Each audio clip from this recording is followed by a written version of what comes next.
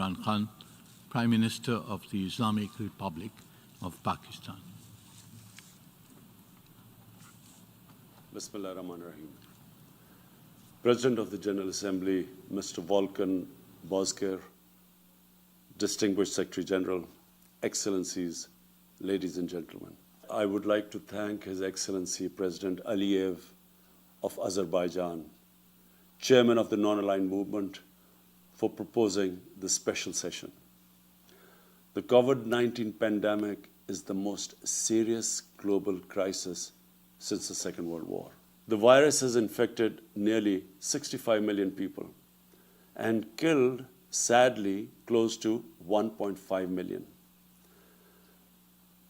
And hopefully, whenever the vaccine is available, it must be offered to everyone. The pandemic has caused immense human suffering and the deepest global economic contraction since the Great Depression of 1930s.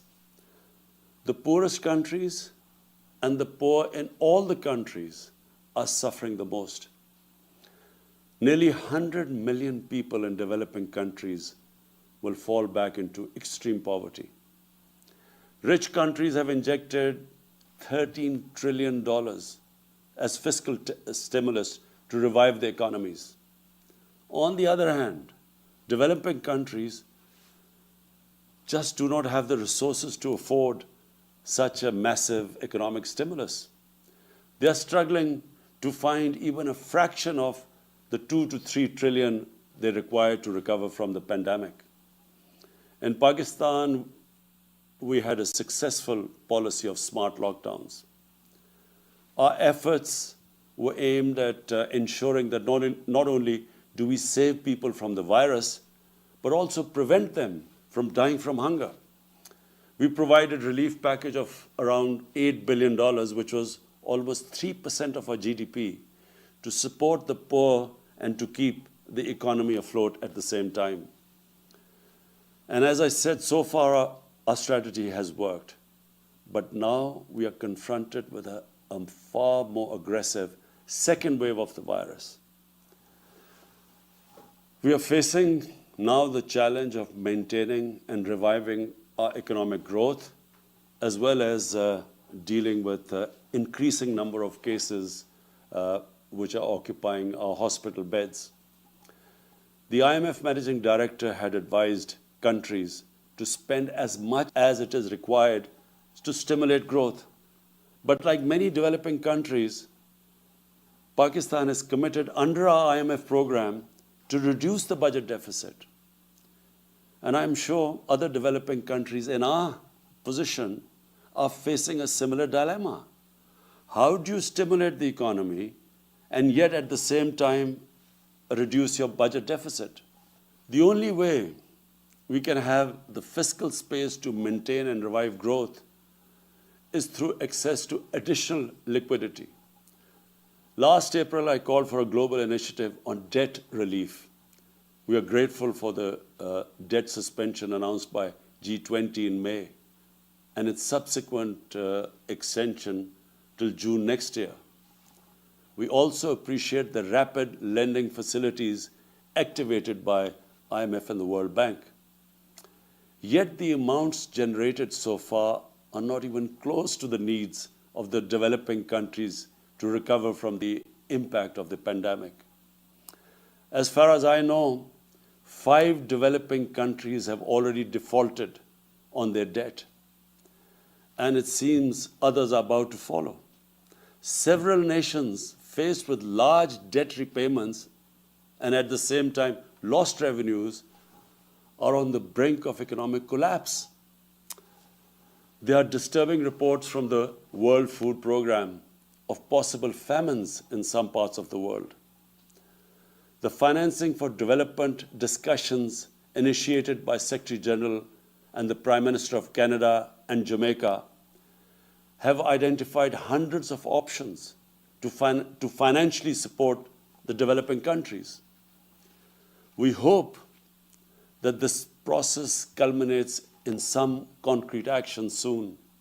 There is a need to reform the international financial architecture, build an inclusive and equitable debt management mechanism, construct a democratic, SDG-focused trading system, and install a fair international tax regime.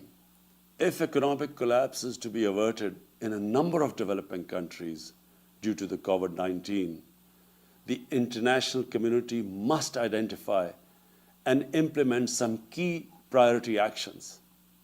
I would like to propose a 10-point agenda for urgent action. 1. Debt suspension till the end of the pandemic for low-income and most stressed countries. 2. Cancellation of debt of least developed countries. 3.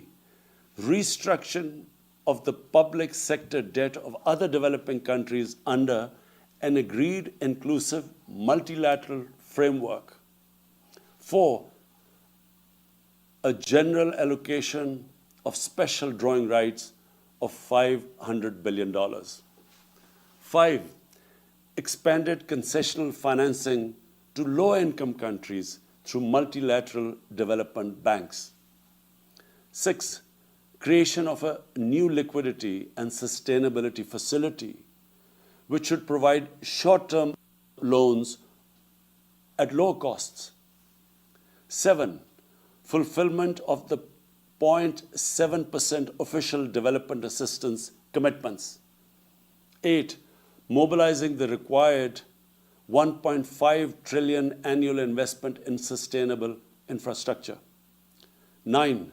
Achievement of the agreed target of mobilizing $100 billion per year for climate action in developing countries. And 10. Immediate action to stop the massive illicit financial outflows from developing countries to rich countries, to offshore tax havens. And at the same time, there should be an immediate return of their assets stolen by corrupt politicians and criminals back to these countries. This one action, I assure you, Mr. President, this one action would benefit the poor countries more than all other measures put together. Excellencies, everyone agrees that there has to be a collective response to recover from the COVID crisis and at the same time achieve sustainable development goals and implement targets set by the Paris agreements. Excellencies, the UN Charter's concept of collective security embraces collective economic security. Without economic security, conflicts and disputes will persist and proliferate across the world. Guided by the principles of this Charter, we must all work collectively for an inclusive, stable, and sustainable economic, social, and political order. I thank you.